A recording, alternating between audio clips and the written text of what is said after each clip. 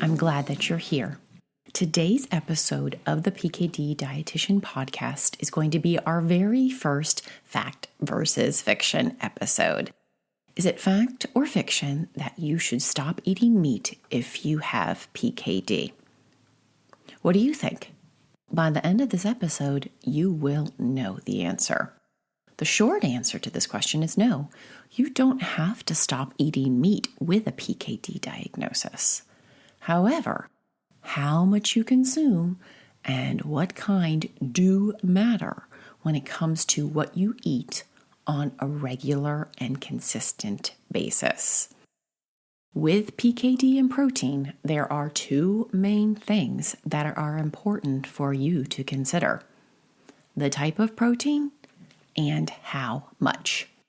I want to briefly highlight the three main types of protein that are found in our diets. Now, guys, we're talking whole food protein here, natural sources, that is, not powders, potions, and bars.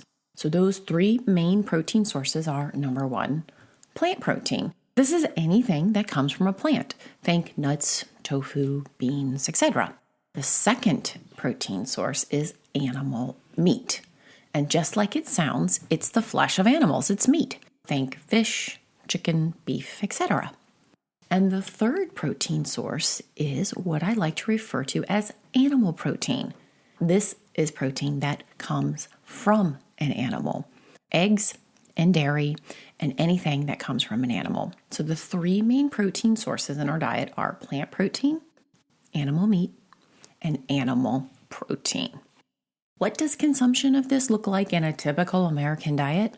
Americans have this strange obsession with protein.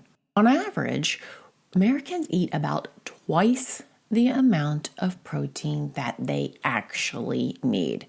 And guys, it's not just Americans. Canadians are right up there with how much they consume. Typically, they consume high levels just like Americans. And looking globally, most people are eating way more protein than we actually need for our health and for our bodies. But in the US and Canada, we really have taken that to a different level. The thing is that even though Americans and Canadians are packing in all that protein, they're doing it in a pretty limited way.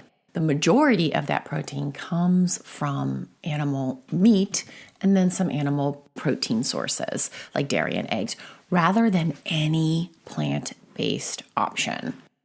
Why is protein such a highly debated topic and considered controversial within kidney health and many other areas of health?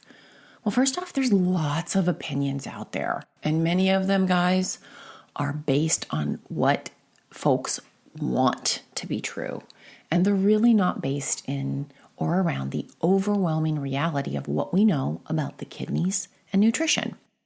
Also, because dietary studies are hard, they're often observational and looking at patterns of self-reported intake. There's lots of research out there, and guys, it isn't all good. It is pretty easy to find some study somewhere that supports the opinion that you want to make. Part of what I like to do for the PKD community and as the PKD dietitian is to act as a filter.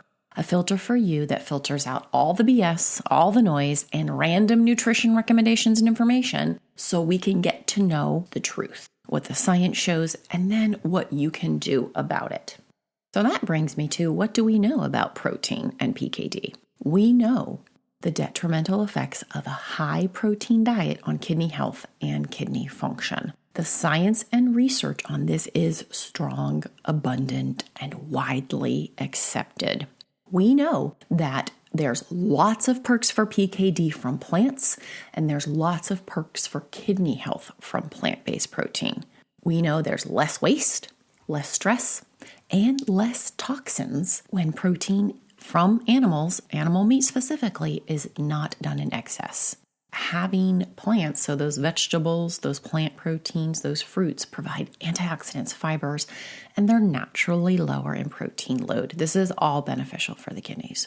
We also know that higher protein is higher kidney work. There's increased workload and stressors from excess meat protein consumption. your kidney's ability to filter out that waste produced from protein sources in your diet and to buffer what digestion of that does decreases as kidney function decreases. And this is why you see lower protein recommendations for folks who have lower kidney function. That is a lower GFR. Now that brings me to the question, can you eat meat with PKD? Yes, you can. But how much and what type have different protein loads and work and waste for your kidneys to filter. Factors to consider that I always look at are what's your kidney function, what's your weight, your exercise habits, and there's numerous other conditions, including medical ones, that say, hey, this amount of protein, including animal meat, is good and safe for you. Here's also why it's important to think about protein consumption outside of kidney function. Heavy animal meat intake basically exacerbates these imbalances that come with PKD. Imbalances that we want to balance back out or help support and downregulate. Some of them are having acidic urine, having low citrate levels in the urine, higher uric acid levels. We don't want to make these worse. I am a big believer in education and science, but in the end, what really matters is the actions that you choose to take. Be them big or small, know this, it adds up over your lifetime. So something as simple as a Meatless Monday, think of how powerful that is over a whole lifetime. That brings us to the question, is plant-forward meatless? No, it's not. It just means that plants are a focus and a priority. There's lots of terms thrown around today. You'll hear plant-based, plant-forward, plant-focused, plant-dominant. I personally like plant-forward. It's got a nice little positive spin. Those are all the same things, where the focus is on plant-based for all those perks for PKD.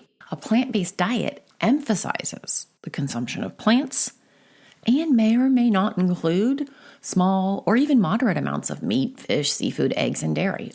Plant-based also includes vegetarian and vegan. It really is an umbrella term. Recently, I led a workshop entitled Protein and PKD.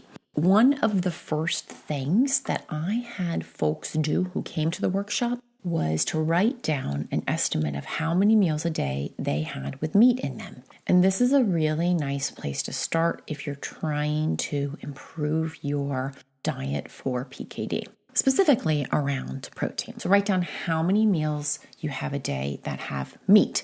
And notice I'm only focusing on meat. I'm not really looking at the animal protein. Take that number and multiply it by 7. That will tell you generally how many meals a week you are having with animal meat. It's a good way to start if one of your goals is to reduce your meat consumption. I like to keep it simple. So take that number and maybe reduce it by 1. Maybe reduce it by 2. Set a simple goal. During this workshop, I provided my PKD protein pyramid. I love this because it's simple and it's visual, and the foundation is plant-based proteins. It goes up from there. At the very top is red meat. You want to have more of what's on the bottom and occasionally from what's on the top. And that's just looking at what type of protein. That's a really nice place to start. From there, we looked at, how big is your protein size? Because protein sizes these days, particularly meat, are way out of proportion. You'll go get 2 chicken breasts and it will be a whole pound. Guys, that is a huge serving of protein, way more than your kidneys need. What can you do? Look at how frequently you're having animal meat. If you're having it a ton during the week, perhaps reduce how frequently. And if you want to take it a step further, start paying attention to how large your portion sizes are, because it does matter. So bottom line, yes, you can eat meat with PKD. How much and how often is determined by your lifestyle, kidney function, and other aspects of your health. If you aren't sure what a good protein range is for you, or what that looks like, or even how to do it in a realistic way, let's work on that. Let's work on personalized PKD nutrition for you. And your first step in doing that is to set up a PKD Connect with me. And what that really is a Zoom with me, Diana, the PKD Dietitian, where we are going to look at where you are. We're going to talk about what your goals are. We're going to see how we align and how I can help with that and what that would look like working together. I have that linked out in the show notes for you. And again, that is your first step. I hope you found this episode valuable. There's a lot of BS out there around protein and PKD, and I want every single one of you to have a trustworthy answer and a trustworthy source for PKD health information. Until next time, happy eating.